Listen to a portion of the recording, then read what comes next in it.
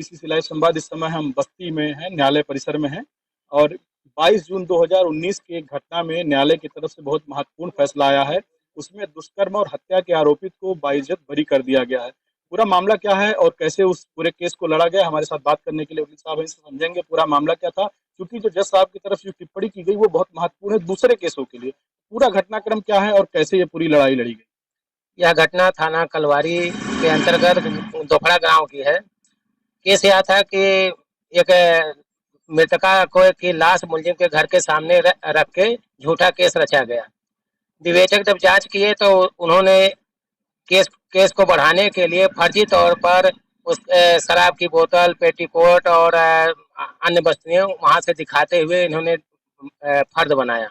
उसके बाद विवेचना में इन्होंने 302 और 376 के तहत चार्जशीट न्यायालय में भेजा। दौरान विवेचना चूंकि धाराएं गंभीर थी, इस नाते उसकी जमानत नहीं हुई और 4 साल तक वो जेल में रहा। जब ट्रायल शुरू हुआ तब सारी विवेचक की सारी गलतियां और फर्जी केस के बाद सारी बात सामने आई। न्यायालय में जब बहस हुआ, कोर्ट ने यह पाया कि विवेचक द्वारा घोर लापरवाही की गई है, क्योंकि जब मृतका की लाश मिली थी उसके शरीर पर सिर्फ पेटीकोट थे और पेटीकोट के अलावा अन्य कोई वस्त्र नहीं पाया गया था। जो कपड़े जांच में विधि विज्ञान प्रयोगशाला भेजे गए विवेचक पुलिस के द्वारा, वहां पे साड़ी और सलवार और पेटीकोट 3 चीज भेजे गए। क्योंकि जब लाश मिली थी पेटीकोट था तो ये साड़ी और सलवार कहाँ से आ गया, इस पर कोर्ट ने बहुत गंभीर रुख अपनाते हुए और उस पर सीमन पाया गया था। कोर्ट ने पाया कि जब सिर्फ पेटीकोट था तो ये साड़ी और सलवार कहाँ से आया और इस पे सीमन कैसे आया। इस चीज को कोर्ट ने बहुत ही गंभीर माना और माना कि विवेचक ने जानबूझकर इसको इम्प्रूव किया है। विवेचक ने फर्द में शराब की बोतल और गिलास और अन्य चीज होते जिसको जांच में नहीं भेजा, जबकि जो आदमी शराब पीता है तो उसके फिंगरप्रिंट उस पे आते, लेकिन विवेचक द्वारा वह चीज नहीं भेजा गया था। इसको भी कोर्ट ने गंभीर रूप अपनाया। दौरान विवेचना विधि विज्ञान प्रयोगशाला फॉरेंसिक जांच की जो रिपोर्ट आई उसमें यह पाया गया कि मृतका की मृत्यु विष से नहीं हुई, ना ही चोट के कारण हुई, अर्थात उसकी मृत्यु स्वाभाविक हुई थी। इससे पाया गया कि यह केस विवेचक द्वारा झूठा रचा गया था। इसी का रुख अपनाते हुए न्यायालय ने सख्त टिप्पणी की है कि इसमें पुलिस विवेचक की घोर लापरवाही पाई गई है। न्यायालय ने संदेह का लाभ देते हुए न्याय किया और अभियुक्त को दोषमुक्त किया है। और उक्त मामले में आज हमारा यही है कि 4 साल से जो मुलजिम एक निर्दोष होते हुए 4 साल से जेल में रहा है, उसका आज वो निर्दोष हुआ, लेकिन वो जेल में जो 4 साल सजा बिताया है उसका निवारण कौन करेगा? नहीं, जो टिप्पणी आई है जज साहब की तरफ से, जो उन्होंने कहा है कि इस तरीके के मामलों में, वो टिप्पणी क्या थी उनकी? वो टिप्पणी यह थी कि विवेचक द्वारा इसके केस को डेवलप करने के लिए कार्य किया गया है।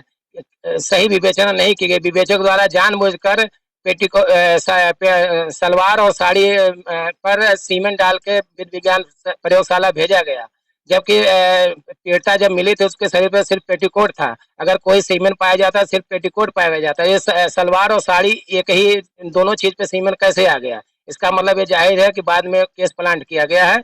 इसी पे कोर्ट ने सख्त रूप अपनाया है। और ये कोर्ट ने माना कि संदेह के आधार पर जो है सजा नहीं हो सकती। नहीं, ये विधि व्यवस्था है कि किसी अगर संदेह है, अगर अभियोजन अपना मामला सिद्ध नहीं कर गया है तो सारे मुलजिम संदेह का लाभ के तहत ही छोड़े जाते हैं। ये विधि व्यवस्था है, संदेह के लाभ के तहत ही सारे मुलजिम छोड़े जाते हैं। लेकिन इस मामले में गंभीर संदेह था, अभियोजन अपना मामला संदेह से परे साबित ही नहीं कर पाया और ये पाया गया कि ये मामला पुलिस द्वारा प्लांट किया गया है। प्लांट करने के नाते विवेचक ने न्यायालय ने सख्त टिप्पणी की है और न्यायालय ने संदेह का लाभ देते हुए अभियुक्त को दोषमुक्त किया है। तो देखिए, 22 जून 2019 का मामला था। इसमें 2 पक्ष महत्वपूर्ण है। पहला पक्ष ये है कि एक व्यक्ति के द्वारा आरोप लगाया गया, उस आरोप में एक व्यक्ति जेल में चला गया। पहला पक्ष 4 साल 5 साल उन्होंने जेल में बिताए। अब उसके बाद जो उनके ऊपर आरोप लगाया गया था, वो आरोप पूरी तरीके से निराधार था। पुलिस की तरफ से बड़ी लापरवाही बरती गई और पूरी तरीके से केस को बना करके प्रस्तुत करके एक आदमी को 302 और 376 में जेल भेज दिया गया। अब उसका समय तो वापस नहीं हो सकता है, लेकिन इस तरीके के मामलों में जब इस तरीके के फैसले आते हैं तो कहीं न कहीं जो इसके तमाम लोग निर्दोष मामलों में फंसाए जाते हैं, उनका विश्वास न्याय की तरफ बढ़ता है। कैमरा पर्सन संतोष के साथ बस्ती से विवेक कुमार मिश्र।